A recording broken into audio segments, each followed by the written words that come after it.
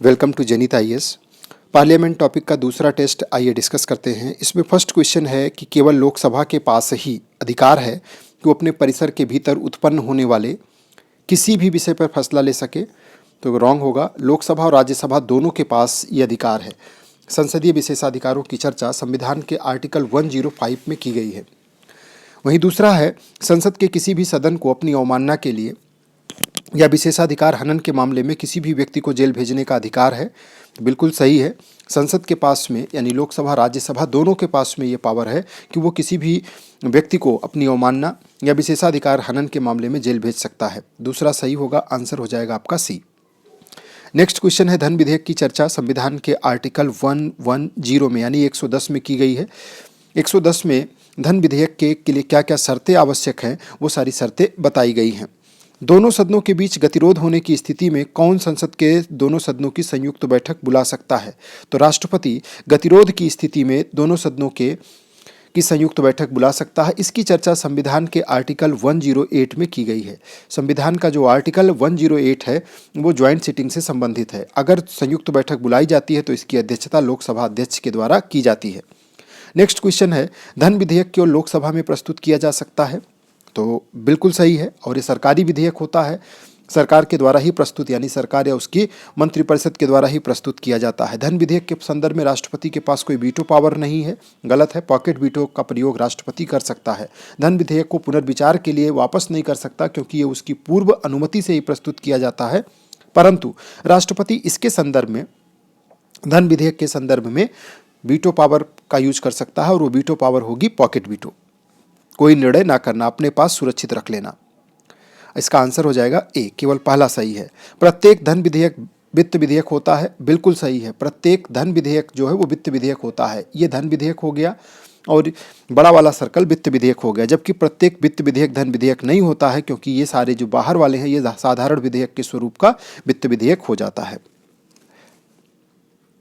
Answer हो जाएगा इसका ए। नेक्स्ट क्वेश्चन है, दोनों सदनों से पारित होने के बाद विधेयक को राष्ट्रपति के पास भेजा जाता है। इसकी चर्चा किस अनुच्छेद में की गई है? आर्टिकल है 111। आर्टिकल 111 में 3 बातें बताई गई हैं कि अगर राष्ट्रपति के पास विधेयक पारित होकर के पहुंचता है तो राष्ट्रपति उस पर स्वीकृति दे सकता है, अपनी स्वीकृति सुरक्षित रख सकता है या फिर पुनर्विचार के लिए कह सकता है। अगर राष्ट्रपति ने स्वीकृति दे दिया तो वो विधेयक अधिनियम बन जाएगा।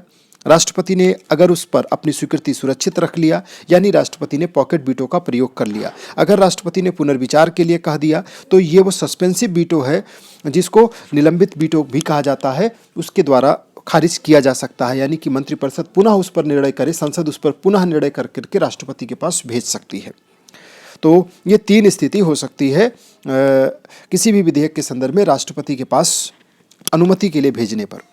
अगला है क्वेश्चन नंबर 7, धन्यवाद प्रस्ताव पारित न होने पर सरकार गिर जाएगी। बिल्कुल, राष्ट्रपति के अभिभाषण पर दोनों सदनों में चर्चा एवं मतदान होता है। राष्ट्रपति का भाषण मंत्रिपरिषद के द्वारा तैयार किया गया होता है जिसमें सरकार की भावी योजनाओं और कार्य निष्पादन का वर्णन होता है। धन्यवाद प्रस्ताव पारित होना सरकार के लिए आवश्यक है, अन्यथा सरकार गिर जाएगी। निंदा प्रस्ताव पारित न होने पर सरकार गिर जाती है? जी नहीं। निंदा प्रस्ताव अगर पारित न हो तो इससे मंत्रिपरिषद के ऊपर दबाव बढ़ जाता है कि वह अब लोकसभा में अपना बहुमत सिद्ध करे। तो केवल पहला वाला सही होगा। नेक्स्ट क्वेश्चन देखिए, अविश्वास प्रस्ताव संबंधित है तो यह आर्टिकल 75 से संबंधित है जिसमें कहा गया है कि मंत्रिपरिषद सामूहिक रूप से लोकसभा के प्रति उत्तरदायी होती है, यानी कि मंत्रिपरिषद को लोकसभा का विश्वास हासिल होना चाहिए, तभी तक सरकार बनी रह सकती है। अगला प्रश्न है, संसद के 2 सत्रों के बीच में अधिकतम कितने का अंतराल हो सकता है? तो ये टाइम पीरियड है 6 मंथ। 6 माह का अंतराल संसद के 2 सत्रों के बीच में हो सकता है।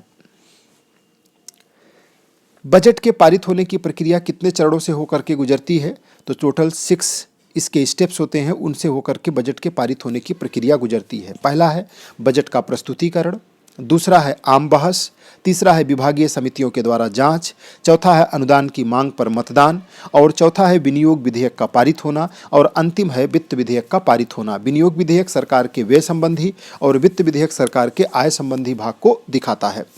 तो ये था दूसरा नंबर टेस्ट और इसमें हमने कुछ बेसिक कॉन्सेप्ट्स धन विधेयक या उसके साथ साथ बजट